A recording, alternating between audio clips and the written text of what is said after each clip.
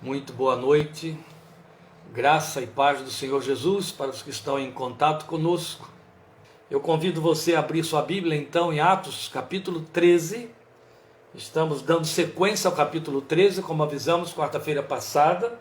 Desta feita nós faremos a leitura a partir do versículo 4 e iremos até o versículo 12. Então você vai me acompanhar na leitura de Atos 13, versículos 4 a 12. E eu quero já adiantar para você que o tema da nossa abordagem de hoje, da nossa devocional, em cima desta continuação de Atos 13, é quando a cegueira deixa ver. E eu gostaria que você, já sabendo que este é o tema, acompanhasse a leitura com o entendimento deste enunciado que estamos fazendo, para que você possa ter o melhor proveito da aplicação desta nossa devocional. Então, indo para a leitura do texto de Atos, capítulo 13, versículos 4 a 12. Enviados pelo Espírito Santo, desceram a Seleucia e dali navegaram para Chipre. Quem estavam sendo enviados? Vamos lembrar de quarta passada.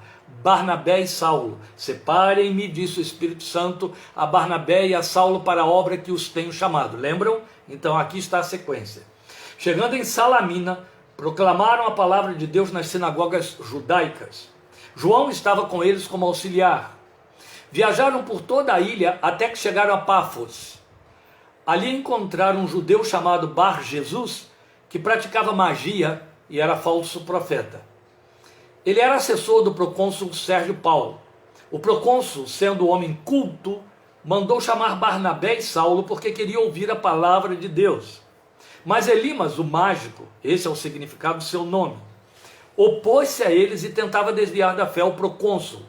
Então Saulo, também chamado Paulo, cheio do Espírito Santo, olhou firmemente para Elimas e disse: Filho do diabo e inimigo de tudo que é justo, você está cheio de toda espécie de engano e maldade. Quando é que vai parar de perverter os retos caminhos do Senhor? Saiba agora que a mão do Senhor está contra você, e você ficará cego e incapaz de ver a luz do sol durante algum tempo. Imediatamente vieram sobre ele névoa e escuridão, e ele, tateando, procurava quem o guiasse pela mão. O procônsul, vendo o que havia acontecido, creu, profundamente impressionado com o ensino do Senhor. Nós vamos fazer a abordagem, a aplicação deste trecho que estamos intitulando de Quando a Cegueira Deixa Ver, mas já chamo a sua atenção para um fato bem significativo, que eu gosto de colocar como sendo as ironias do Espírito Santo. O fato de que quem é usado para promulgar por maldição a cegueira de Elimas, ou do Bar Jesus, foi o Paulo, que havia ficado cego por conta de ter um encontro com o Senhor Jesus. É muito interessante, porque parece se tratar de ironias. Eis aí a mão do Senhor contra ti e ficarás cego. Quando ele, na condição de Saulo, perseguidor da igreja, foi cegado pela grande luz da glória do Senhor que ele viu, nenhuma palavra disse: você vai ficar cego. Mas ficou. E aí foi necessário que Ananias orasse por ele, para que caíssem as escamas que estavam sobre seus olhos e ele voltasse a enxergar. Nós temos aplicações aqui muito significativas, bem dentro desta proposta, quando a cegueira deixa ver. Um dos mais tradicionais cânticos evangélicos datado do século XIX é o inglês Amazing Grace, Graça Admirável, em cuja letra um verso afirma assim: eu estava cego, mas agora eu vejo.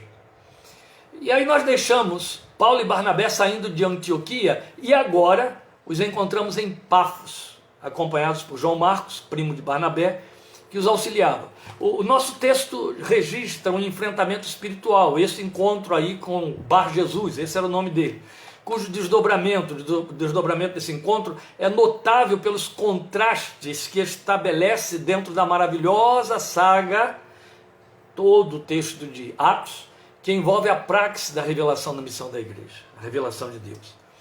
Porque na verdade sinaliza, nesse conflito entre luz e trevas, o primeiro desafio na vida do cristão, que é a diferença entre ser cego e ter visão. E aqui isso é visto no paradoxo entre cegueira perpetrada pelo diabo e a cegueira produzida por Deus em caráter punitivo ou transformador, que no caso de Paulo foi transformador, perpetrada por Deus, mas transformador. No caso de Bar Jesus, perpetrada por Deus, mas punitiva.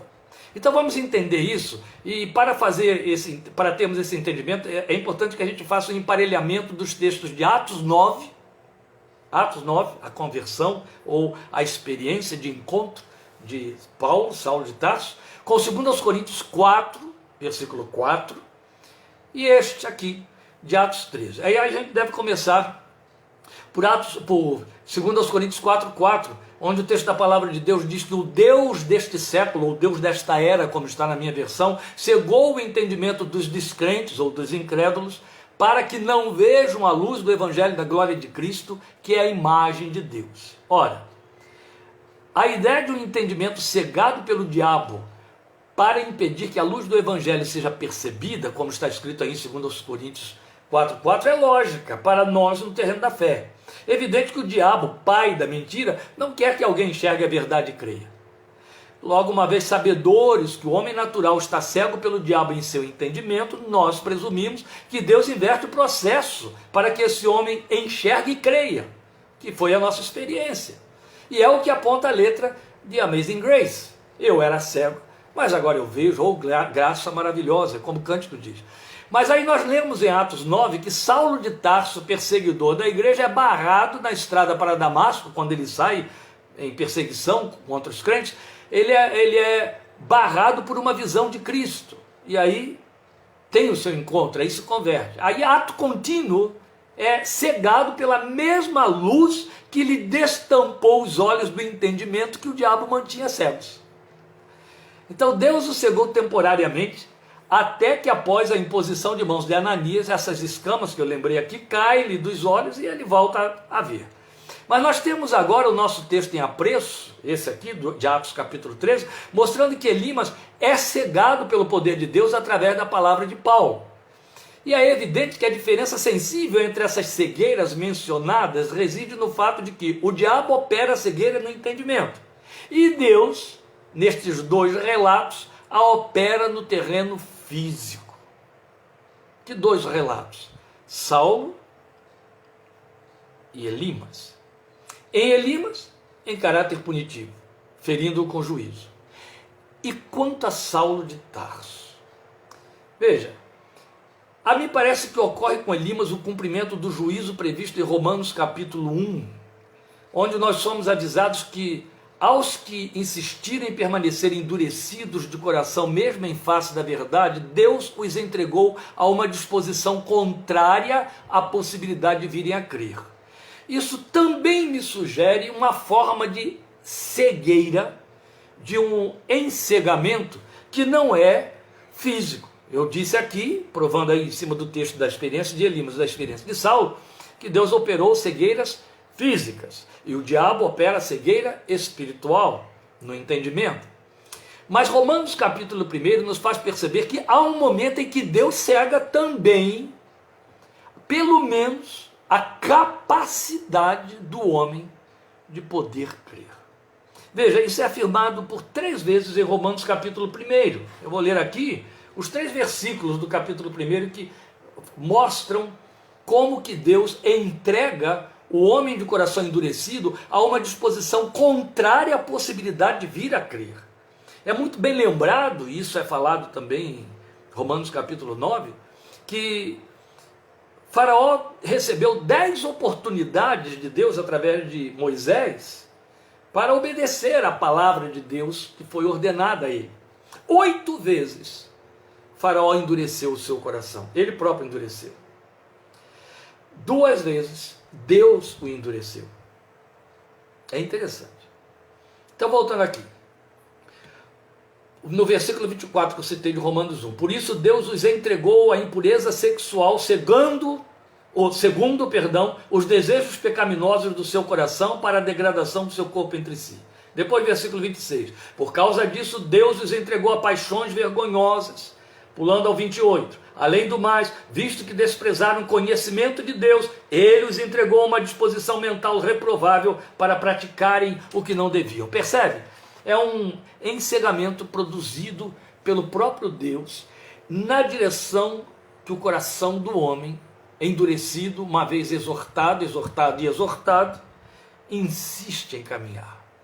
Então aqui o homem que já vinha cego pelo diabo, no seu entendimento, por conta de sua procrastinação, ele fica impedido por Deus de ter os olhos do entendimento abertos para crer na verdade. Isso posto, e só isso aqui, já é o suficiente para instaurar e dar espaço e lugar ao temor devido ao nome de Deus e à presença e à pessoa e ao Espírito Santo de Deus em nossos corações. Deus é um Deus para ser amado, e esse amor não abre mão do temor, amado e temido. A ação divina gerando uma cegueira real em Elimas serve como convincente ilustração disto para nós. Pelo menos é assim que eu entendo. Mas a sabedoria de Deus é vista na cegueira temporária feita a Saulo, onde não é operado um juízo, mas ao que parece, e pelo contrário, a preservação da visão revelacional que fica retida em suas retinas até o encontro com Ananias, como está lá relatado em Atos capítulo 9. Dependência, quebra de autonomia, geração de obediência restrita à ordem divina, tudo isso ocorre em consequência dessa cegueira temporária. Toda a altivez, toda a autossuficiência de Saulo de Tarso cai por terra. Toda a autonomia, porque agora cego ele depende de todos e de qualquer um para ter o primeiro movimento em direção ao que quer que seja. Imagine como que Deus fez cessar toda aquela valentia, todo aquele respirando ameaças, lembram? Deus o cegou, através da luz da sua glória. É muito significativo. São dessas ironias espirituais que ele permite e que o Espírito registra na revelação da sua palavra. Então, outro tanto, Ananias se depara com o feroz ex-perseguidor dentro de sua casa, incapacitado, alquebrado, sem inspirar medo ou ameaça alguma. Então essa cegueira de Paulo, que quebrou a sua altivez e a sua autonomia, veio a calhar para um Ananias que poderia ficar ali assustado, intimidado, não é verdade? Na alma de Saulo, aquela cegueira física operou a necessidade de buscar a luz da revelação de Deus, em total dependência do que Deus poderia trazer, longe de sua mente arguta, outrora escrava de uma religiosidade tirana e cruel. Você há de convir que todo aquele arroubo, aquela fúria de perseguição, como ele mesmo depois se pronunciando diante de Agripa, lá para frente veremos isso, querendo Deus, ele diz: eu acreditava que estava servindo a Deus quando eu fazia isso. Fazia o quê?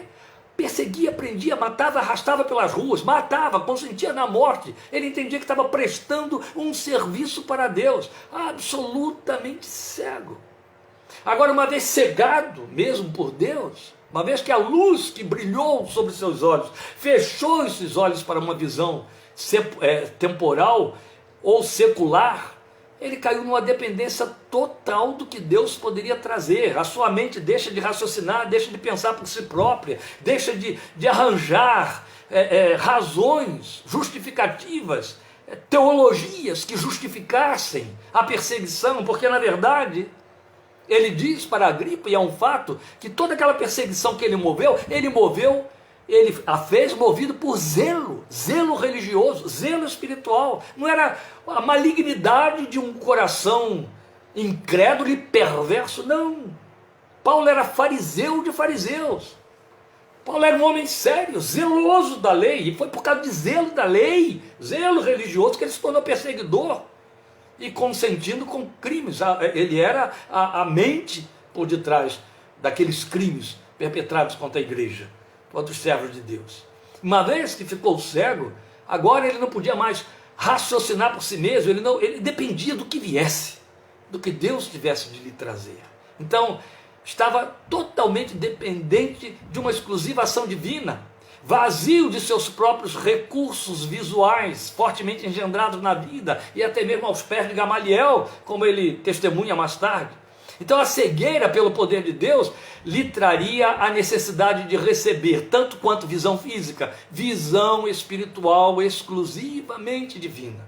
De tal forma que, passados anos, agora Paulo poderia dizer com autoridade, quanto e de quanto abriu mão em termos de suas vias visuais para poder enxergar Cristo. Quando ele disse, eu vou ler para você, o que está em Filipenses, capítulo 3, você pode acompanhar se quiser, já que eu estou aqui procurando dentro do texto da minha Bíblia. Filipenses, capítulo 3, olha o que ele disse, versículos 7 a 10, por conta dessa dependência, mais o que para mim era lucro, passei a considerar como perda por causa de Cristo. Mais do que isso, considero tudo como perda, comparado com a suprema grandeza do conhecimento de Cristo Jesus, meu Senhor, por quem perdi todas as coisas. Eu as considero como esterco para poder ganhar Cristo e ser encontrado nele, não tendo a minha própria justiça que procede da lei, mas a que vem mediante a fé em Cristo, a justiça que procede de Deus e se baseia na fé. Quero conhecer Cristo, o poder da sua ressurreição e a participação em seus sofrimentos, tornando-me como ele em sua morte. Percebe aí? Como esse homem agora abre mão daquilo que suas vias visuais, temporais, intelectivas podia trazer, para depender totalmente da revelação de Deus, da ótica da fé, daquilo que os seus olhos espirituais poderiam passar a ver. Esta nítida e cristalina visão que o torna fascinado por Cristo e sua glória, como acabamos de ler em Filipenses capítulo 3, ela decorre de uma ação profunda do Espírito de Deus em seu coração. E então, com isso eu faço uma aplicação destas nossas considerações hoje aqui. Me faz pensar que a cegueira operada por Deus em Paulo, no momento da sua conversão a Cristo, ela lhe fechou para sempre os olhos para os atraentes e dispersivos brilhos deste mundo, que ficaram ofuscados diante de resplendor maior. Esse resplendor, de que ele fala especialmente no versículo 10 de Filipenses 3. Experiência que seria muito bem-vinda na vida de cada discípulo dos dias de hoje. Eu, você, toda a igreja, se traduzisse na mesma proporção em ter olhos ofuscados pela glória do Senhor, insensibilizados para se deixarem fascinar pelas luzes deste mundo tenebroso. Nos seus arroubos de piedade, a igreja, ao longo de mais de 100 anos, cantou muitas vezes sobre não se deixar atrair pelas belezas dos passarinhos e belas flores que querem me encantar, são vãos terrestres esplendores, de longe enxergo o lar. E por que a igreja cantou isso? Estou vendo a Laíde ali, certamente está lá cantando do outro lado na sua sala, só porque eu citei o cântico aqui, e seria tão lindo se a gente pudesse ouvi-la, não é? Da linda pátria estou bem longe, não é isso, Laíde? Bem longe estou. Eu tenho de Jesus saudades. Quando será que vou? Aí é que entra a estrofe que eu citei. Passarinhos, belas flores querem me encantar. São vãos terrestres esplendores. De longe enxergo lá. Mas se a glória do Senhor não é brilho suficiente para cegar os nossos olhos desses brilhos temporais, nós ainda temos visão para eles. E são brilhos altamente sedutores. São eles que levam de roldão muitas vezes a vida piedosa, a confissão, os desejos, os sonhos. São eles. Pessoalmente, eu penso que no plano redentivo de Deus para cada um de nós, nosso entendimento aclarado, de olhos abertos para a verdade divina, deveria deixar-se atrair pela luz da glória de Deus de tal ordem que tornaria verdadeira a experiência pretendida na canção que diz: quando tudo obscurece devido ao seu resplendor. Lembra desse cântico? A Lília vai entoá-lo agora para nós, e com esse cântico entoado pela Lília, que você poderá acompanhar aí, teremos encerrado a nossa meditação neste momento. Quero dizer a você que na próxima quarta-feira não teremos Minuta 22. Vamos fazer um intervalo até 12 de janeiro. 12 de janeiro retomaremos as minutas, mas domingo que vem eu aguardo você para o nosso último culto de 2020, deste ano de 2020, nossa última ministração do ano 2020.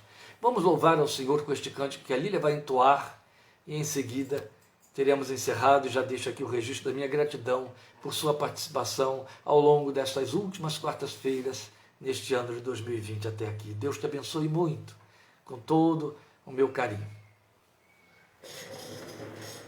Graça e paz, irmãos.